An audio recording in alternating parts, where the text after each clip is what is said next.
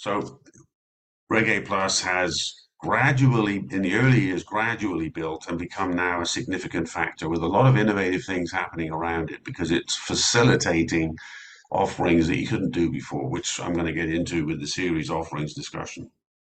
Advantages of Reg A Plus. It's less expensive to do than other things like an S1 IPO, and it's more versatile.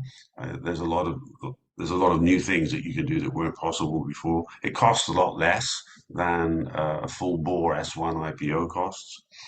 The fact it's the opposite of a regular IPO where you have a quiet period and you can't do anything in the way of marketing that's unusual.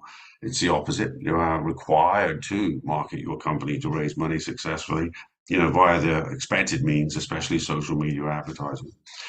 It's faster and simpler. I'll get into the schedule later, but the SEC journey is a lot simpler. So in comparison to a S1 IPO filing with the SEC, a Reg A Plus is probably 10 or 15% of the workload, and it happens a lot faster. I mentioned that you can change the share price and the valuation of your company as you go. And you are allowed to, I'll look at the questions later. You are allowed to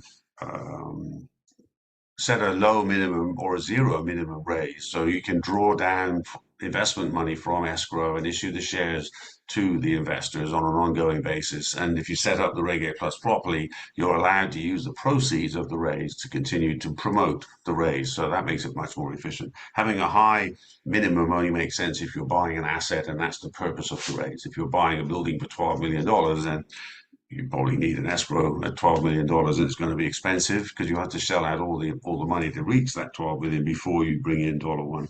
So it's better to have a low minimum.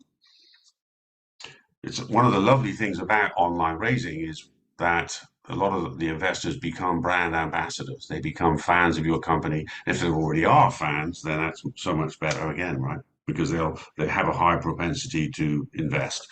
And you're getting better valuation than you would get in a Reg D or an angel or a venture investment. And you're providing liquidity to the investors at one level or another, depending on the approach you choose. And you maintain control of your company when, in comparison to a venture capital investment, you don't put yourself at risk of being booted from your own company. There are many other advantages, but that's a good summary of them.